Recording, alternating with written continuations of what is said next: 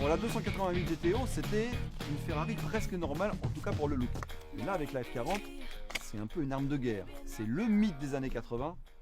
On va aller l'essayer.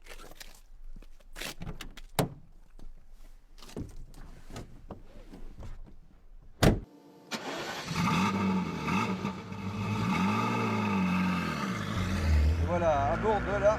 C'est quand même un moment magique.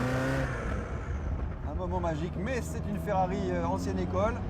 Il faut donc ménager un petit peu 50 secondes quand elle est froide. Et là, elle est encore un petit peu froide. On va laisser l'auto monter en température.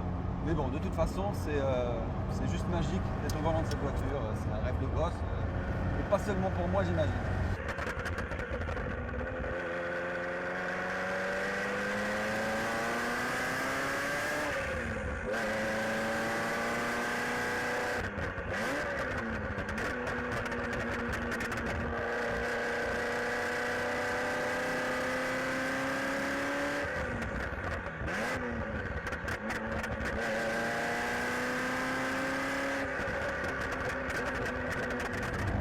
De cette voiture par rapport à la 288 GTO, ce qui s'est passé, c'est que là on a une coque carbone Kevlar qui est la première sur une voiture routière avec quand même un châssis tubulaire classique, mais le châssis il est pris dans la coque.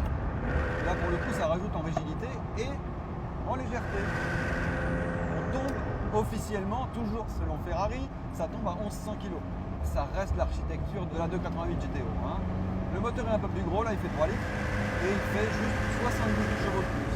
Mais c'est une voiture qui est encore vraiment beaucoup plus radicale que la 288 GTO, qui pourtant n'était pas une GT, quoi, clairement. L'intérieur, c'est assez dépouillé, mais ça fait pas, c'est pas triste. Hein. On a une espèce de drap de velours sur le tableau de bord.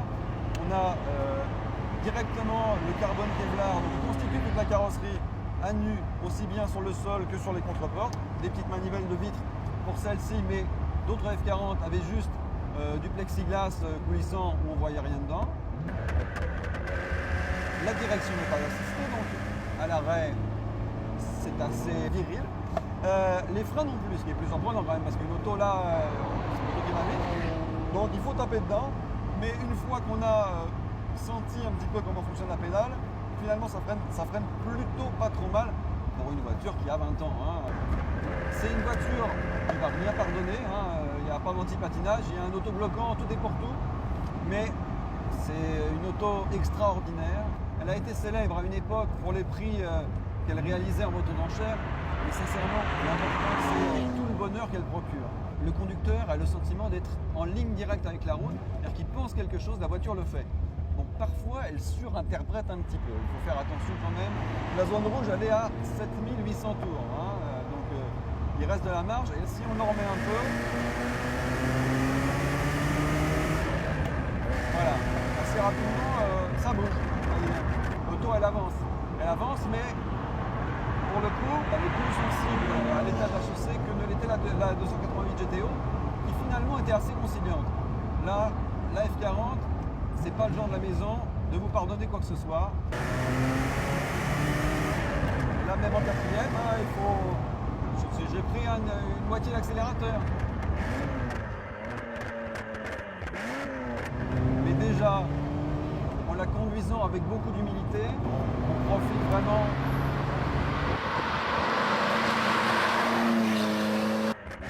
Voilà, là, ça marche. C'est une auto exigeante. C'est une auto qui va bien pour la piste, hein, pour le circuit, elle aime bien ça, avec laquelle on peut prendre du plaisir sur la route. Mais il faut prendre le temps de l'apprivoiser, on va dire.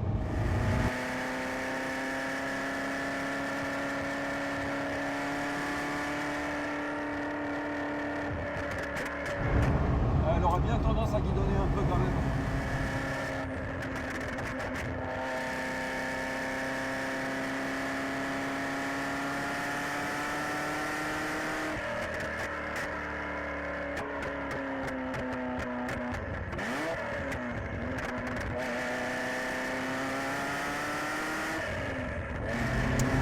Oh, quel pied quand même.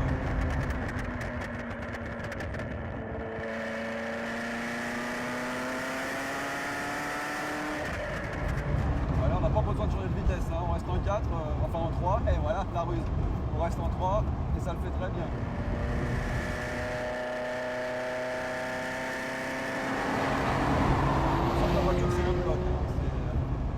pas d'un côté le train avant, de l'autre côté le train arrière, c'est un bloc. Alors au niveau direction, un quart de volant à droite, un quart de volant à gauche, ça suffit dans 90% des cas. Pas besoin de se poser de questions. Et les freins, ça va, elles freinent bien droit, elle n'est pas piégée sur le freinage. Et là, la route est quand même beaucoup plus mauvaise qu'au début. Et là, il faut un peu se cramponner au volant pour garder la voiture sur la trajectoire. Elle aime bien les pistes finalement. Un peu lisse, propre quoi. On entend aussi de temps en temps les graviers qui remontent parce que dans la caisse, il n'y a absolument pas d'insonorisant et tout ça. Donc les roues font claquer les gravillons dans les ailes et ça résonne. C'est une caisse très rigide. Hein. Carbone qui est là. Oh, mais c'est joli ça.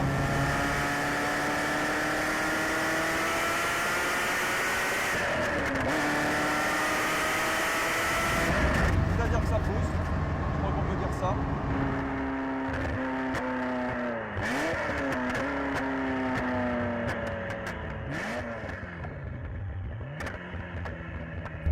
Les bruits, les odeurs, la chaleur, les petites explosions, l'échappement, c'est ça qui fait tout l'intérêt de la voiture, quoi. C'est vraiment vivant. Si je passe là devant la gendarmerie, ça va se voir, oui.